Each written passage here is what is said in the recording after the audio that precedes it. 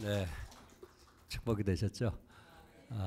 특별히 우리 국내 개척이라고 하지만 사실 선교사로서의 역할을 감당하고 계십니다.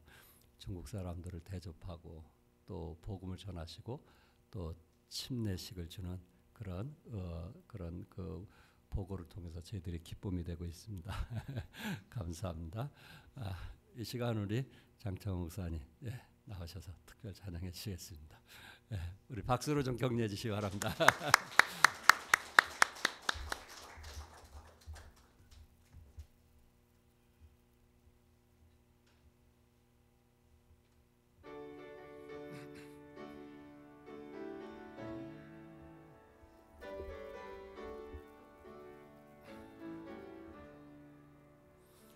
갈보리 동산 험한 길에 십자가 지신 구주 예수, 내 모든 죄를 사하시고 영원한 생명 주셨도다. 고마운 주님, 귀하신 주님, 나 지금 주를 바라봅니다.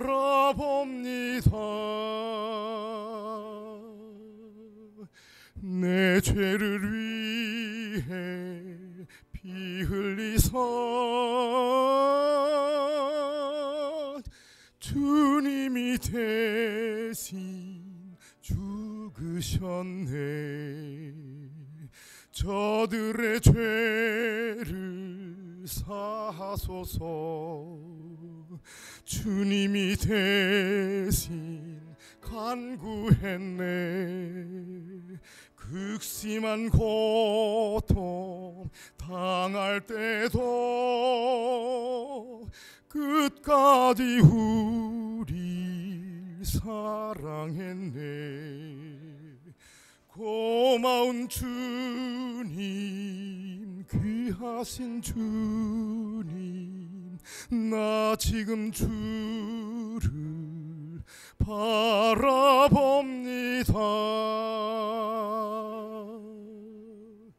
내 죄를 위해 피 흘리사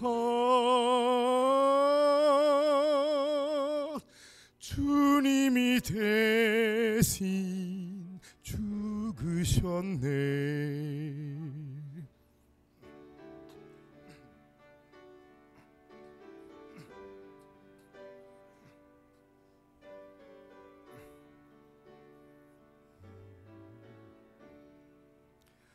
오 나의 주님, 귀한 친구, 그네 어찌 보답할까. 세상에서나 전국에서 영원히 찬미하리로다. 고마운 주님, 귀하신 주님, 나 지금 주를 바라봅니다. 내 죄를 위해 피 흘리사 주님이 대신 죽으셨네.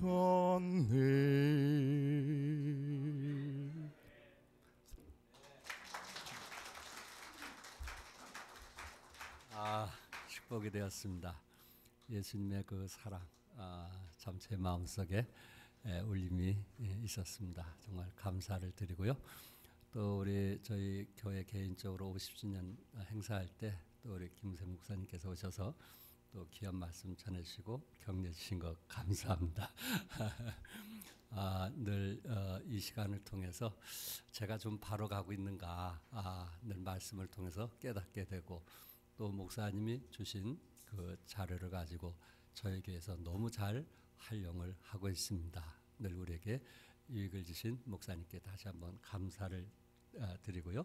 이 시간 나오실 때 다 같이 일어나셔서 뜨거운 박수로 우리 환영해 주시겠습니다.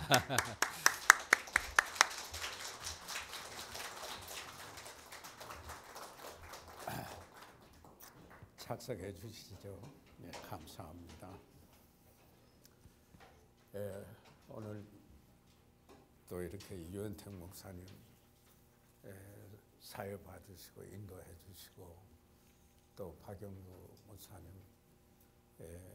저 찬송 인도하는 그 모습, 그리고 우리 안정환 목사님의 Raise Me Up 좀 복된 찬송, 그리고 장창호 목사님의 그 갈보리의 귀한 주님이 하신 이런 복된 찬송, 오늘 이 모든 분들 여기에서 제가 꼭 필요한 그 축복입니다. 이렇지만 이런 심령, 다시 또 여러 목사님들이 주님을 사랑하시고 또 그 소명을 받으셔서 그 일을 감당하시면서 아직도 주님과 함께 주님을 따라가며 그 길에 매진하고 있는 모습이 저에게 축복이 되고, 그리고 위에서 기도하게 되며, 그리고 여러분이 저에게 큰 축복이 된다는 사실을 아울러 말씀드리겠습니다. 와주셔서 저에게 큰 축복을 끼쳐주셔서 감사합니다. 이런 얘기 들었죠? 주일날이 됐는데 모자 간에 대화를 하는데 아들이 교회를 안 가려고 그래요. 그래서 왜 그런가 했더니 보기 싫은 사람이 있어서 못 가겠다고 그러더라고요. 그래서 어머니가 아들에게 내가 교회를 꼭 가야 될 이유를 내가 설명을 하겠다. 그러니까 첫째는 내가 구원받은 그리스도인이요, 두 번째는 내가 그 교회 목사야. 근데 주일날이 됐는데 목사도 교회를 가고 싶지 않아. 그것도 거기에 누군가 싫은 사람이 있어서 가고 싶지 않았다는, 이게 하나의 우스개 이야기지만은 우리 실제 목회 현장에서 때때로 경험하고 저희들이 부딪히는 이런 그 한 일화입니다. 그런데 오늘 이렇게 오셔서 우리가 주 안에서 같은 소명을 가진 우리들이 또 함께 교제하고 나눌 수 있는 게 얼마나 복이 되고 힘이 되는지 이루 말할 수가 없습니다. 그래서 여러분이 이렇게 오신 일에 대하여 감사의 말씀을 드리고 싶고, 또 제가 여기에서 지금 함께 나누는 그 말씀들은 이미 여러 우리 목사님들이 잘 아시는 이런 귀한 하나님의 말씀입니다. 그러나 저희들이 다시 이렇게 나누는 것은 다시 한번 상기시키면서, 그러면서 하나님께서 우리에게 불러서 맡겨주신 그 일을 보다 더 지혜롭게 하나님의 뜻 가운데서 하나님이 원하시는 방법으로 그 감당하기 위해서 다시 한번 그 되새김하는 이런 건 참 중요하다. 저는 그런 생각을 해보게 됐습니다. 우리가 낙심하기 쉬울 여건 속에서 낙심하지 아니하는 그 이유 중에 하나는 우리가 이 일을 맡게 하신 것은 하나님의 긍휼하심으로 맡겨주신 것이라는 사실 때문입니다. 우리가 잘나서가 아니죠. 사도 바울은 교회를 핍박했던 그지만은 그에게 그 일을 맡겨주신 것은 하나님의 긍휼하심이지 않았습니까? 그뿐만 아니라 우리가 낙심하지 않고 계속 그 길을 갈 수 있는 것은 겉사람은 후패하나 속은 날로 새롭도다. 우리 심령 속에서 날마다 주님과의 관계 속에서 새롭게 하기 때문에 그 일을 계속 포기하지 않고 가는 것이 아니겠습니까? 그래서 정말 이 사도 바울 그때 성경 시대에서 60이라고 하면은 상당한 노인인 것 같아요. 그렇죠? 그러니까 사도 바울이 그 원년에 태어났다고 학자들이 그렇게 대체적으로 보고 있잖아요. 그런데 그 말을 고린도 후서 이렇게 편지를 쓰고 할 때 그는 한 60세쯤 이렇게 되죠. 그런데 그 고백이 겉사람은 후패하나 속은 날로 새롭도다. 그러니까 거기에 그 몸에는 흔적도 있었잖아요.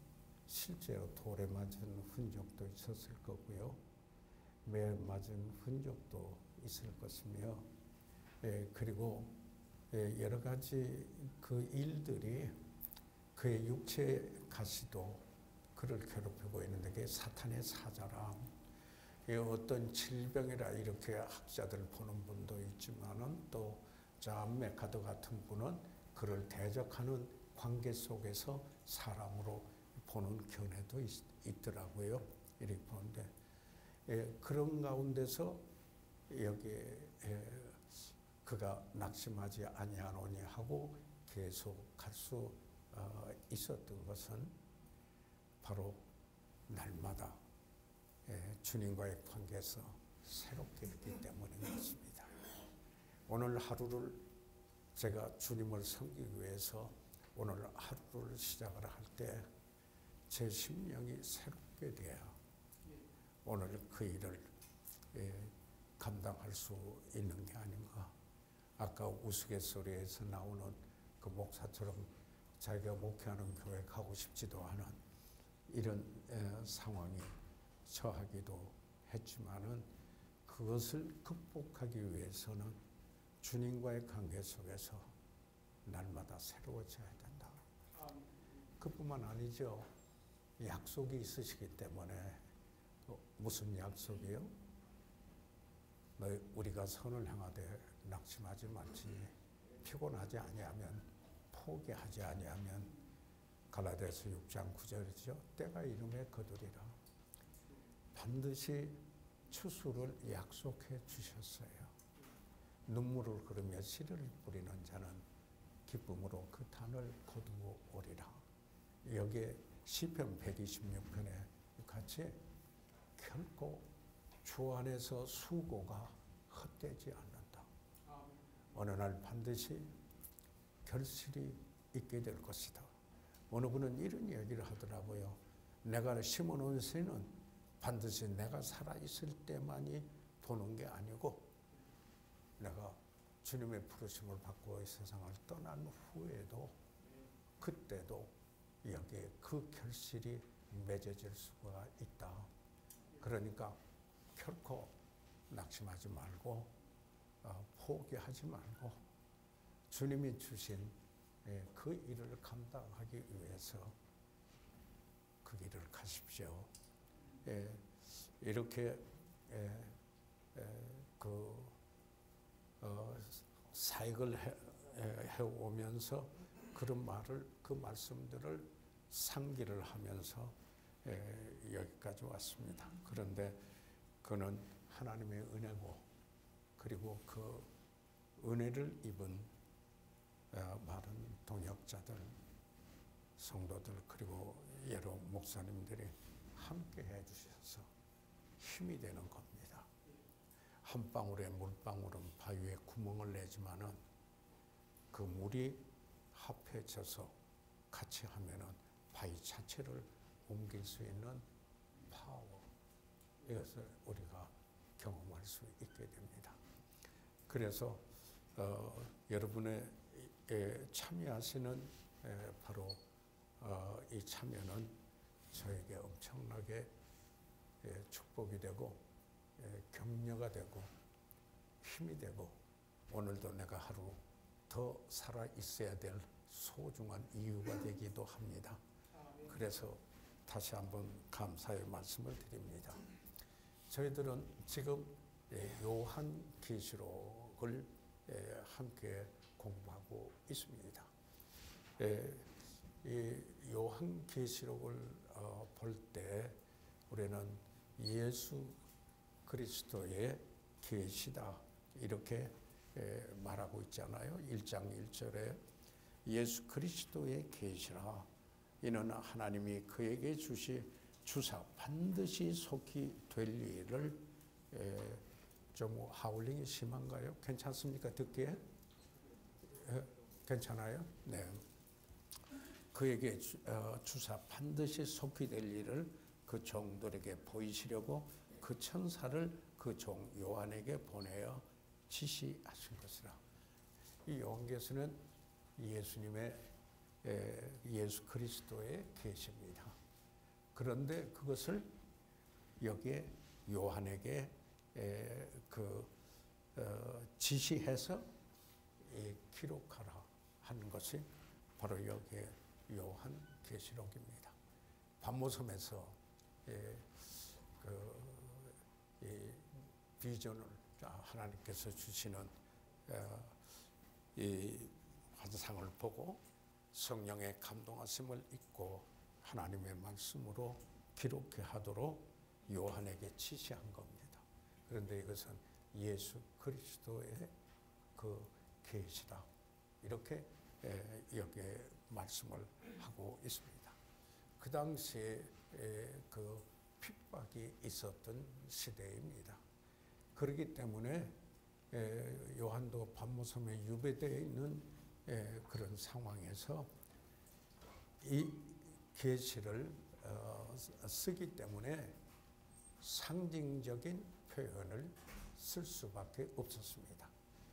숫자는 숫자 그대로 문자적으로 저는 보고 그리고 그 외에 여기에 많은 이것들은 그 상징적인 어떤 암호와 같은 이렇게 그 요한계시록을 기록을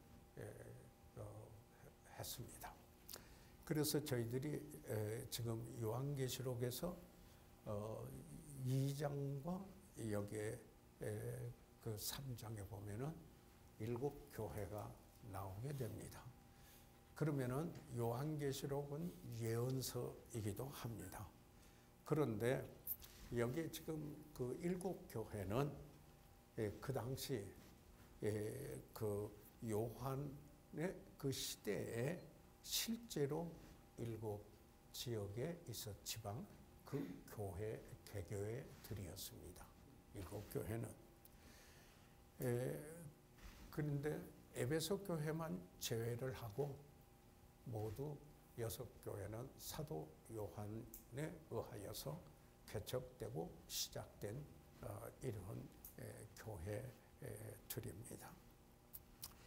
그뿐만 아니라 이는 예언서로서 요한계시록에 나오는 이 7교회는 예언적인 의미로 교회 시대를 여기에 나누어서 여기 7시대로 구분해서 여기에 말씀하신 것이다. 그래서 특별히 크리스웰 목사님은 여기 7가지 이제 7은 완전 숫자이잖아요. 그래 예언적인 의미로 여기 이야기했을 때 교회를 7시대로 구분하는데 한 교회가 일정한 역사 속의 한 시대를 대변하고 있다 하는 것을 여기 우리가 볼 수가 있습니다. 저희가 전에 공부를 함께 이렇게 나눈 부분이지만은 이 들어가기 위해서 잠시 리마인드 해야 될 생각으로 새롭게 해야 될 이런 것들이 필요해서요. 그래서 에베소 교회는 사도적인 교회로 주 30년에서 100년에 이르는 교회를 대표한다. 이렇게 이야기를 하며 그 다음에 서머나 교회는 핍박받은 교회로 주후 100년부터 312년 사이에 그 교회를 여기에 있었던 그 교회들을 대표하는 것이다.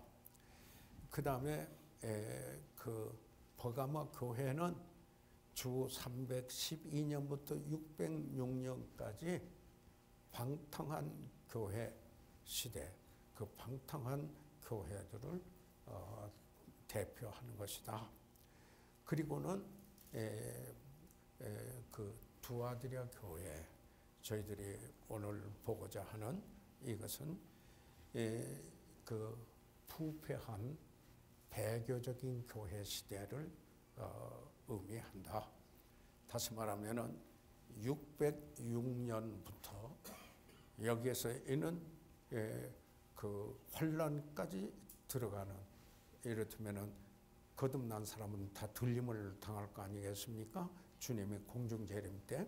그런데 이 이후의 사람들은 이렇다면은 환란에 이르기까지 가는 그들을 대표하고 있다.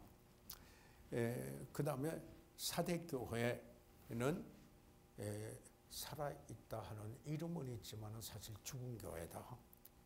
그래서 이 1520년 종교개혁 시대에 그로부터 그 교회 가운데 환란에까지 이르는 이런 교회들을 말하고 있다. 빌라델피아 교회는 그리스도가 사랑하는 교회로서 1750년, 다시 말해서 성교의 열풍이 불었던 그때부터 이 휴거, 그때 그들은 전부 휴거당하는 이런 그 교회들을 상징을 하고 있다. 그 다음에 7번째로 라오디게아 이 교회는 미지근한 교회로서 1900년대서부터 여기에 환란에까지 이렇게 이야기를 하고 있습니다. 그래서 여기 첫 번째로는 요한의 시대에 실제로 있었던 7 개교회를 말하고 있고, 이거는 예언적인 차원으로서 교회 시대를 7으로 구분돼서 예언적인 의미로 우리에게 교훈 삼도록 이렇게 해준 말씀이다. 그리고 세 번째로는 그게 현재 존재하고 있는 이 시대 교회들의 7가지 특징이 상징할 수도 있다 말하고 있다. 그러니까 오늘 시대, 또 그뿐만 아니라 네 번째로는 어떤 의미가 있냐면은 한 개교회 내에 7가지 특징을 가진 사람들로 구성되어 있는 교회도 있을 수가 있다. 이것을 이야기합니다. 그뿐만 아니라 여기에 한 개인의 그리스도인의 생활 속에서도 여기에 7가지 특징이 나타나는 이런 일이 있어서, 이처럼 여기에 이 말씀을 이렇게 해 주신 것은 우리에게 예언적인 의미, 그리고 우리들에게 그 시각, 역사를 보는 시각, 또 교회를 바라다보는 퍼스펙티브라고 이렇게 말할 수 있죠. 그렇다면 하나님이 보시는 시각으로 우리가 볼 수 있는 분별력을 갖도록 디스커먼트, 이렇게 말씀하고 있다라는 것을 생각을 하면서 오늘은 그래서 에베소, 서머나, 버가모 다음에 두아드리아 사실 부패한 corruption이라고 영어는 그렇게 표현을 하더라고요. 그뿐만 아니라 또 존 F. 월버드 그 달라스 총장 하셨던 분은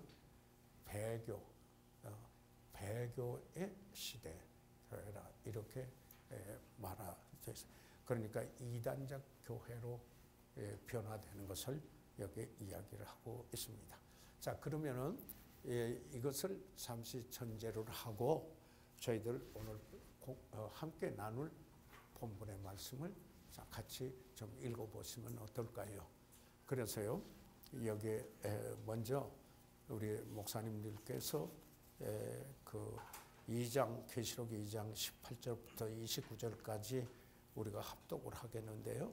우리 목사님들께서 18절 먼저 읽어주시면은 제가 19절 이렇게 읽고 여기에 그 교독이죠. 그렇게 한번 해보고 싶은데요. 자, 그러면 목사님들께서 읽어주세요. 시작.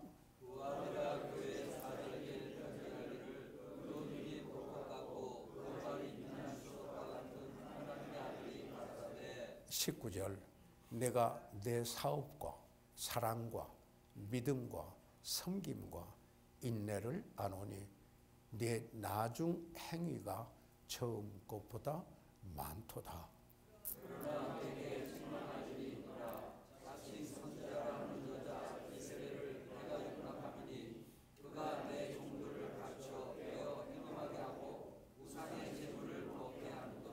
(21절) 또 내가 그에게 회개할 기회를 주었으되 그 음행을 회개하고자 아니하는도다.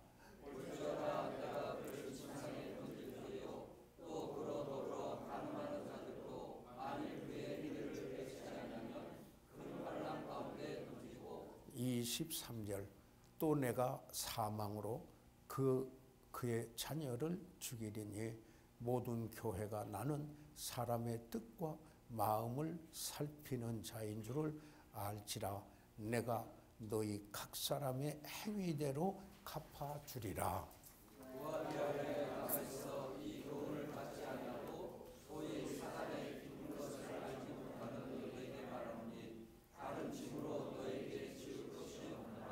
(25절) 다만 너에게 있는 것을 내가 올 때까지 굳게 잡으라.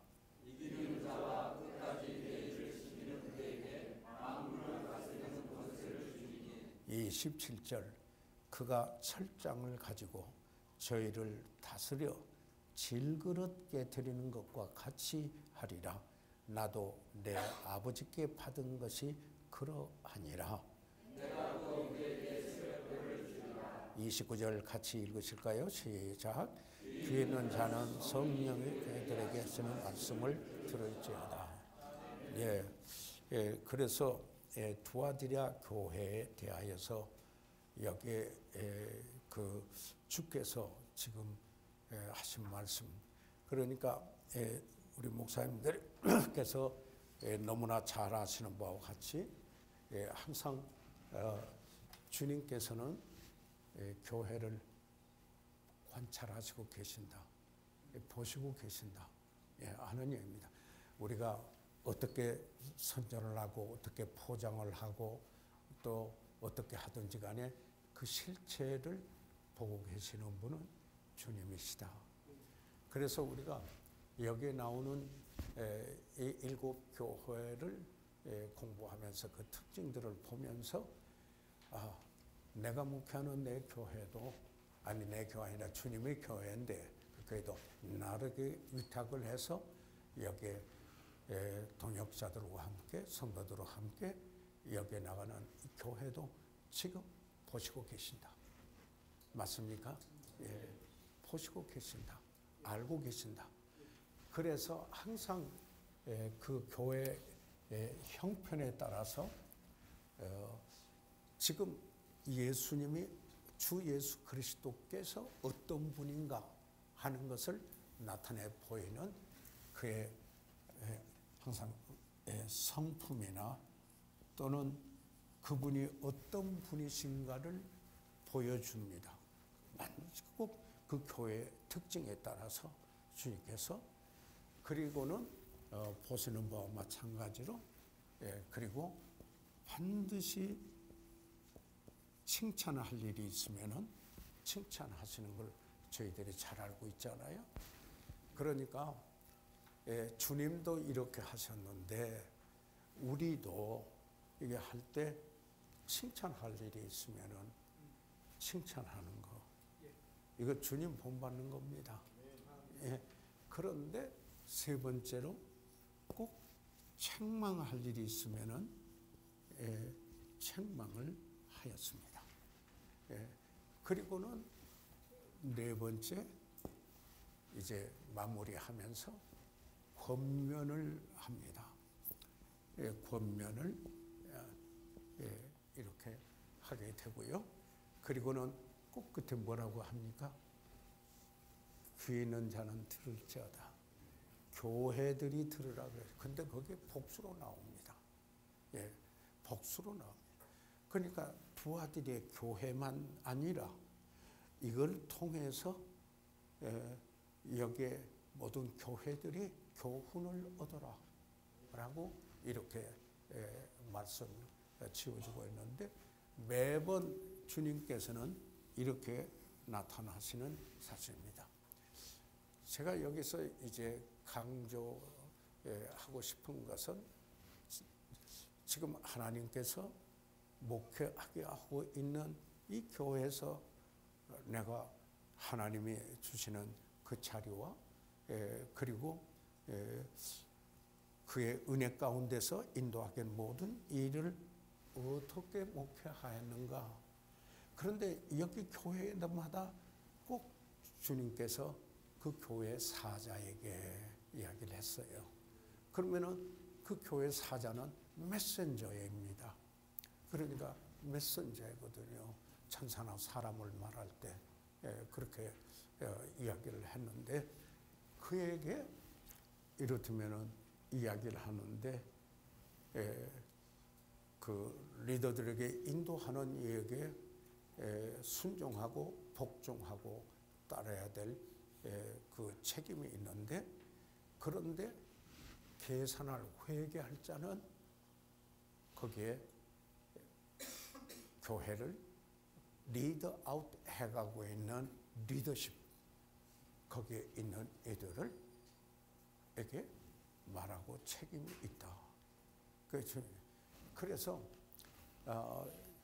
여기에 보고 싶은 것은 우리가 다른 사람 교회 이야기하는 것보다 주님이 나에게 맡겨주신 바로 그곳에서 내가 인도하고 목회를 해가는데 거울이 될 수 있도록 하는 이것은 대단히 중요한 것이다.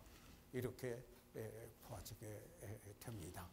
자, 그러면은 교환으로 가서 여기에 그 두아드리아를 잠깐 생각을 해보겠습니다. 여기에 이쪽입니다. 두아드리아는 역사적으로 BC 290년에 출현합니다. 두아드리아는 버가모와 사대 중간에 있는 도시입니다. 7편지 중 가장 긴 편지가 가장 이름 없는 도시에 보내졌습니다. 그래서 로마의 웅병가였던 플리니, 이분은 그 저서의 사람들은 많이 인용하는 그 인물이기도 하죠. 그는 두아디리아에 대해서 이렇게 말합니다. 두아디리아와 다른 중요치 않은 지역이라는 모멸적인 이런 말을 했습니다. 우리가 성지순례 하는 중에 그 아시아에 있던 터키에 있는 7교회를 이렇게 방문하는 코스가 있고 서울 진교에서도 다녀오신 줄 압니다만은 저도 이 두아드리아를 가보았습니다. 그런데 이 투아드리아는 수도 버가모를 지키기 위하여 건립된 군사도시였습니다. 그러니까 위성도시에서 일종의 그 세틀라이트 시티, 그 군사도시였고, 로마 제국 시대에 여기 아주 상업도시로서 모직과 염색 산업의 중심지로 발달한 그 상업도시 커머셜 시티, 이 비즈니스가 있는 이런 작은 도시였음에도 불구하고, 그래서 우리가 성경에서 보면은 사도행전 16장에 루디아가 나오지 않겠습니까? 이 루디아는 두아드리아 출신 자주장사로 뛰어난 상인이었었습니다.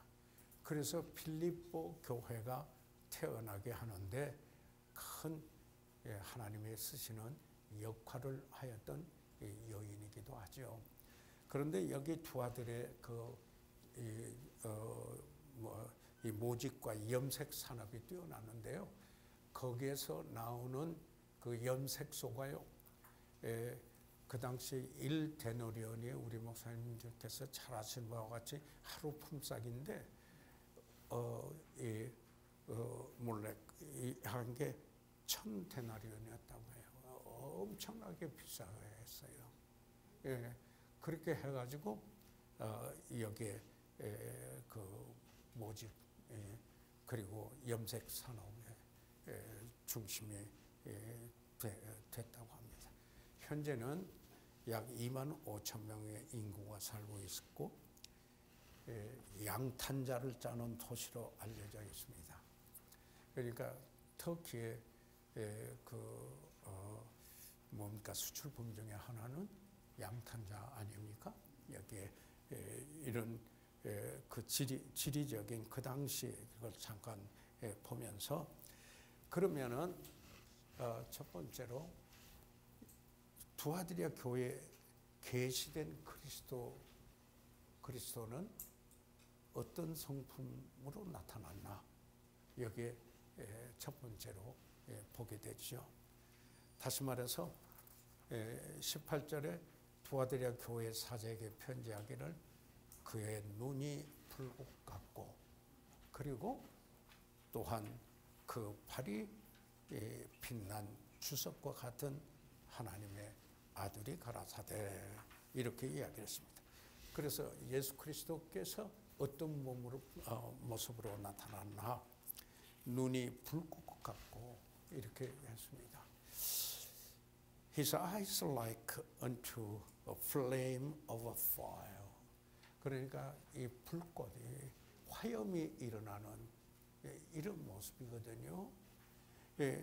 그러니까 그의 눈이 지금 화염이 일고 있는 그런 모습을 갖고, 그러니까 이 교회를 바라보는 예수님의 시선을 여기에 여러분 잠깐 한번 생각을 해보시기 바랍니다. 그래서 우리가 이렇게 말씀을 보면서 하나님이 내가 섬기고 있는 교회를 바라보실 때 어떤 모습으로 바라보실까? 이것은 다시 말하면 교회는 그리스도의 피로서 사신 그들이 그들의 믿음을 세상에 하여서 침례로 표시하고 하나님의 목적을 위하여 지역적으로 모인 우리가 에클리시아, 여기에 교회라고 한다면은 바로 그 교회, 피로서 사신 교회니까 주님의 교회입니다. 그렇죠? 그 피로서 사신 그 교회를 지금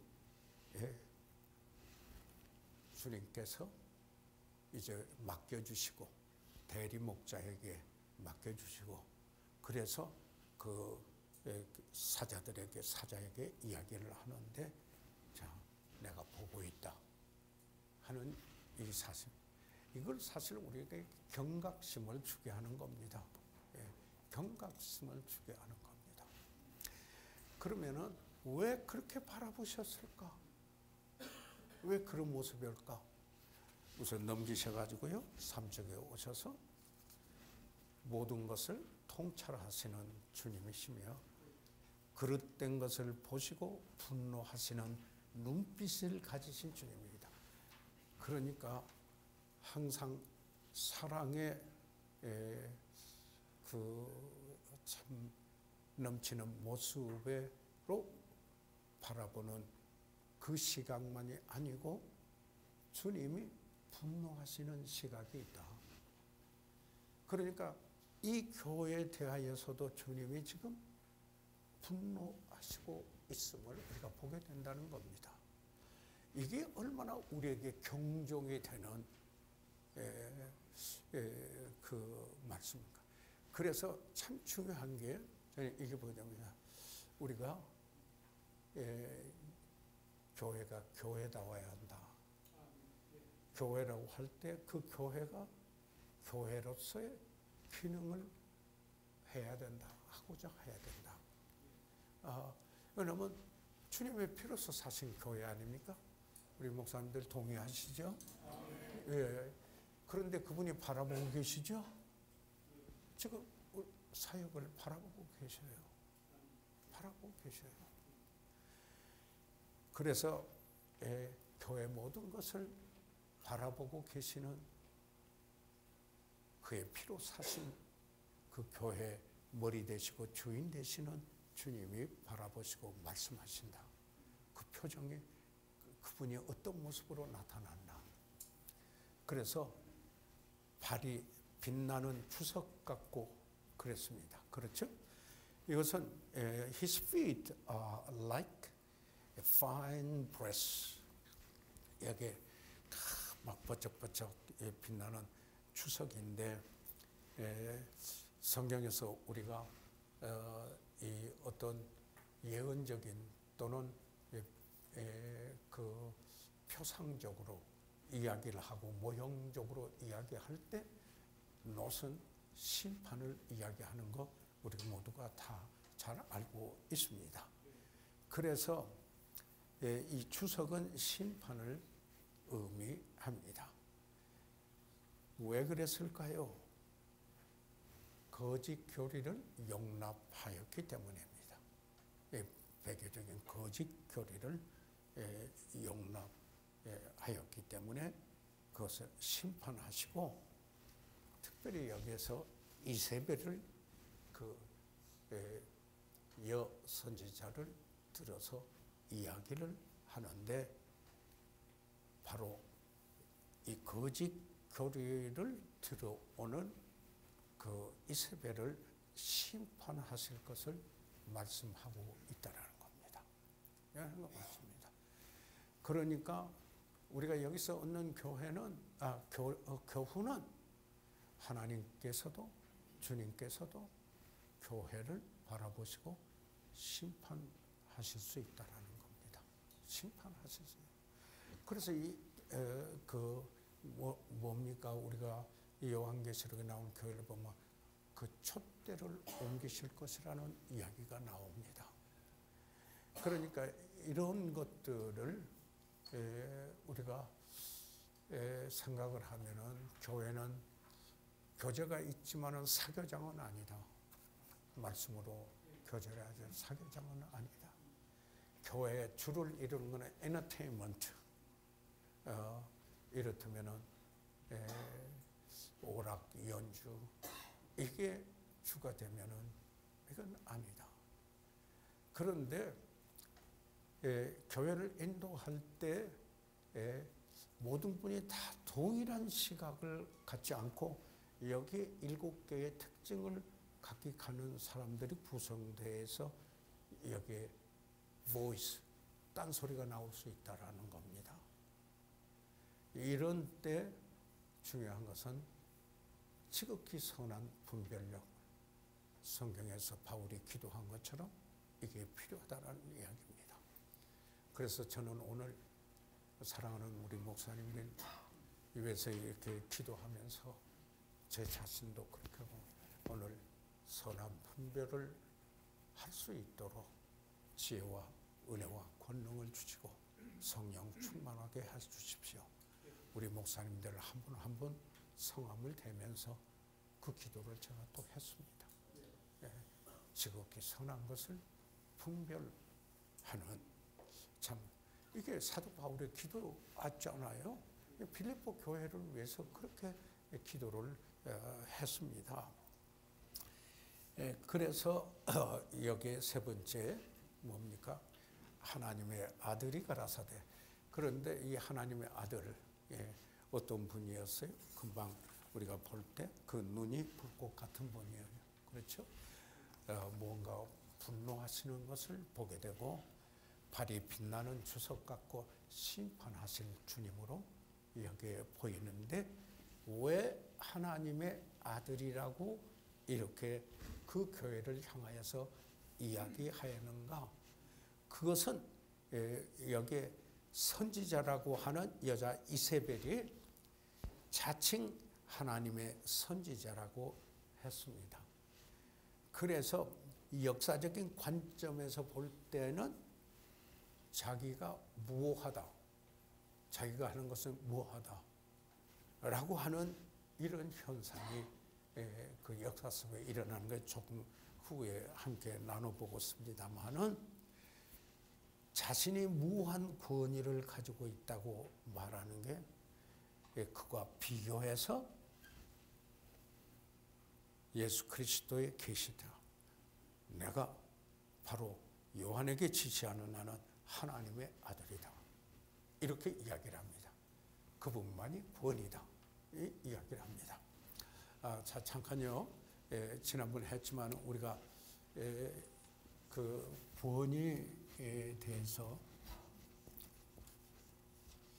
그렇잖아요.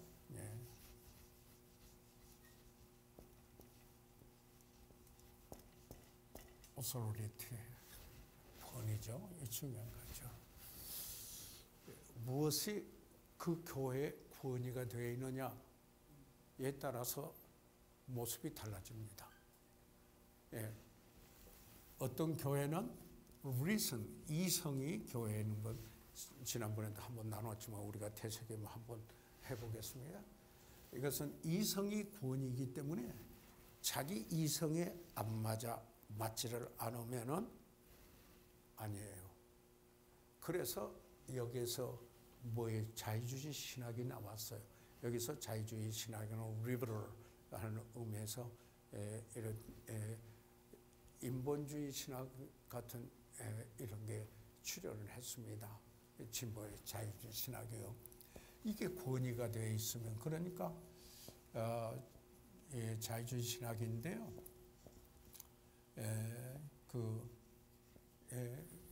자기 이성이 권위거든요. 그래서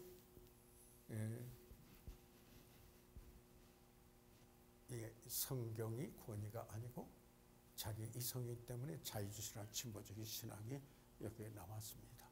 그러니까 자기 이성에 안 맞으면 노예요. 그 다음에 잘 아시는 것 같이 체험이 권위에 분이 있어요. 그런데요, 이 체험이 권위 있는 분들이 이것이 뭐냐면 신비주의잖아요.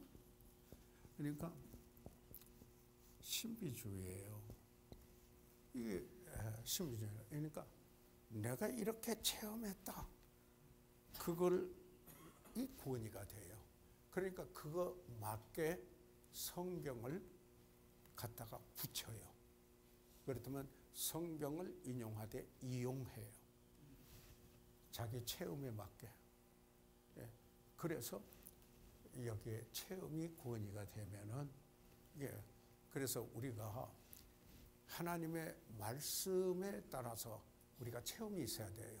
말씀에 따라서 거기에 맞는 체험이어야지 내가 체험한 것이 권위가 돼서 오히려 하나님의 말씀을 거기에다가 붙여 해석하는 게, 이게 이단이 나오는 한 가지 요소입니다. 그래서 김상묵 목사 같은 분은 그렇잖아요. 성경이 정확하게 말한 것은 그대로 해야 된다. 성경이 애매하게 말씀하고 있는 것을 구태여 자기가 만들어서 풀어가지고 거짓말하지 말라. 이렇게 이야기를 하면서 그러니까 성경이 말하는 것만 이야기를 하라. 이렇게 주장하라. 이런 이야기입니다. 그러니까 다른 것이 권위가 되지 않도록 하라는 겁니다.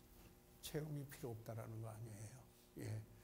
우리는 인격적이라고 하는 말을 쓸 때 지정의잖아요. 그래서 회개할 때도 이게 죄라는 거는 알고 그다음에 그래서 애통하게 되고 그래서 지정의 그걸 버린다. 이러고 믿음도 같지 않아요. 그런데 이게 이 권위가 이렇다면 자기 나름대로의 이성에 있느냐? 그게 아니라는 거죠. 그 다음에 이제 우리가 그 다음에 뭐냐면 유전,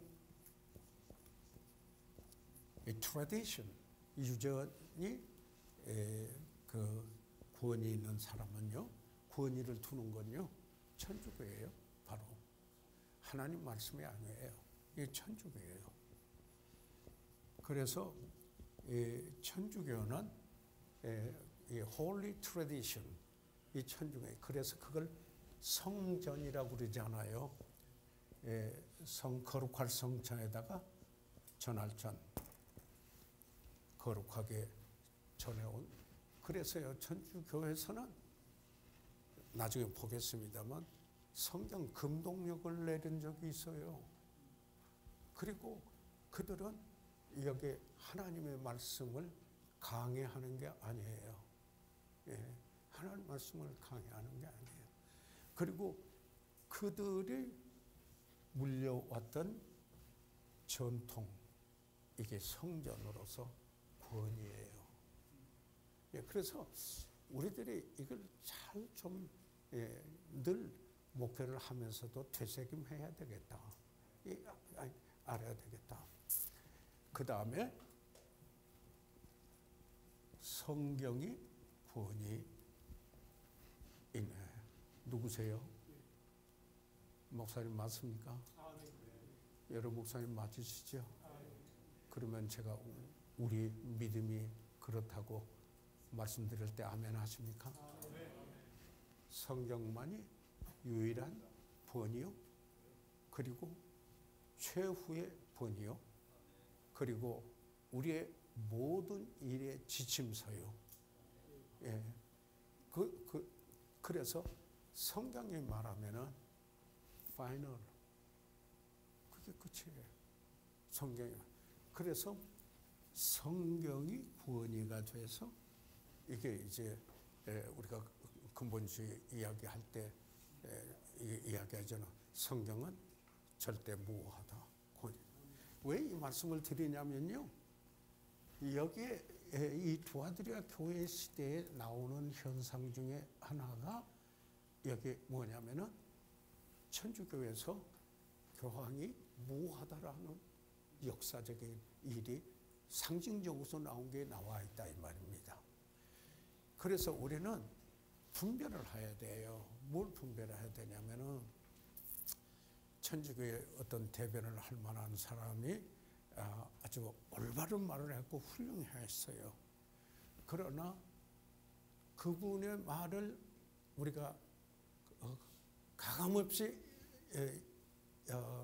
인용하면서 높이 서게 될 때 그분의 신앙을 우리가 받아들이고 인정하고 있다라는 것이 될 수 있다라는 겁니다.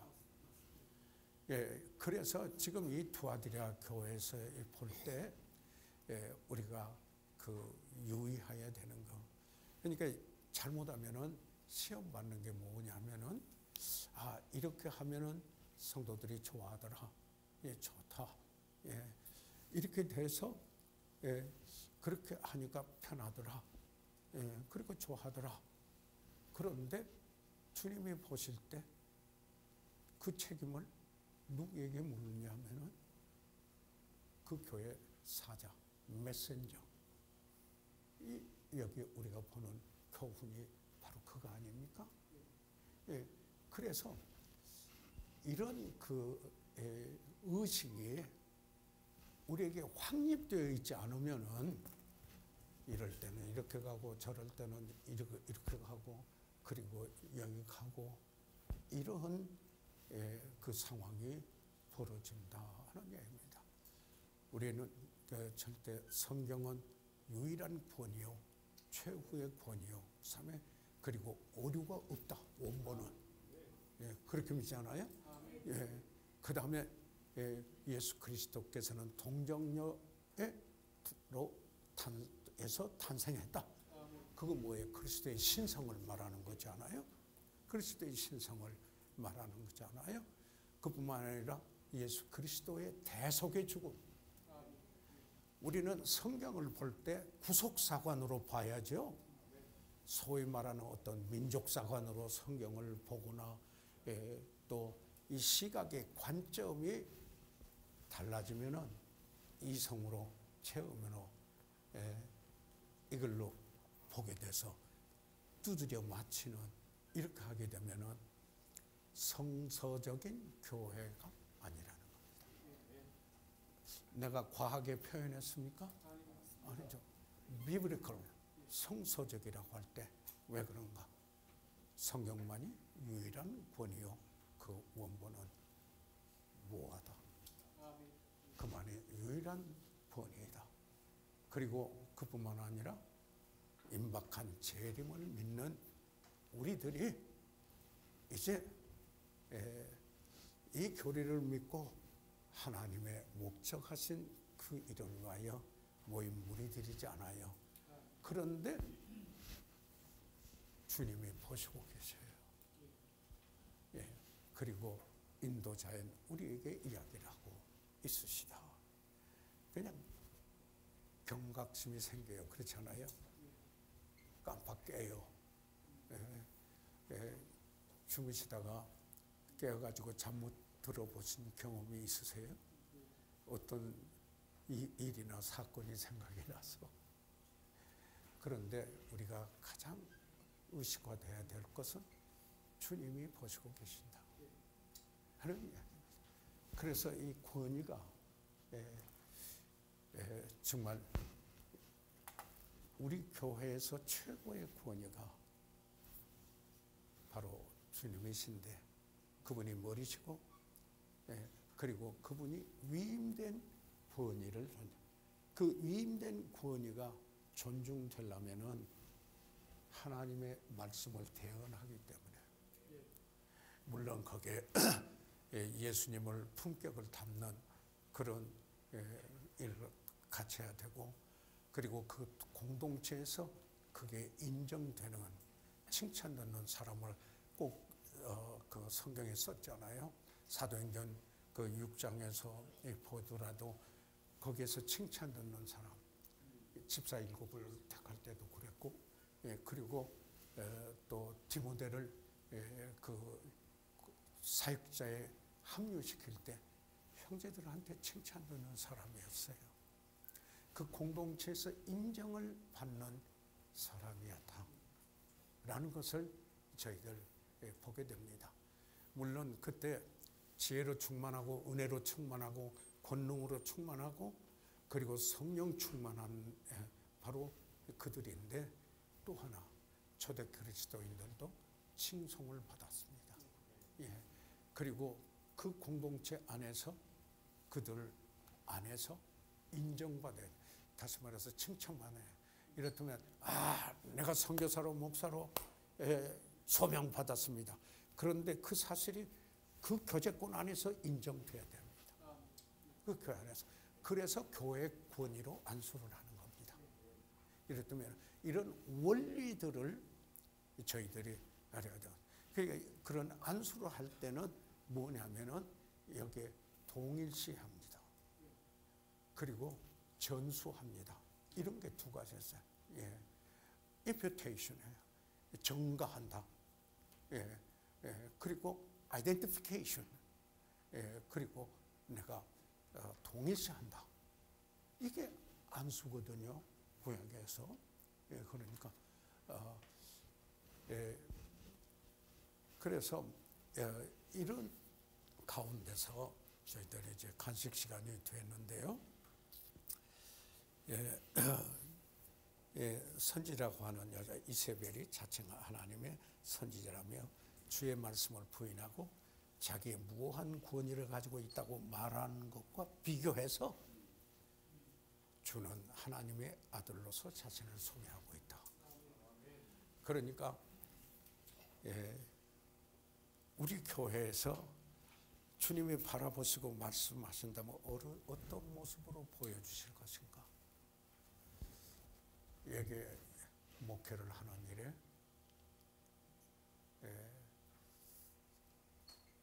깨어있는 시간이 된다. 너 깨어 기도하라. 그랬죠. awakening, 각성이라는 말이죠. awakening, 교회가 각성해야 되고. 지금 벌써 12시여서요. 간식 시간을 좀 가져야 되겠는데 그거 하고 되게 조금 줄였으면 좋겠습니다.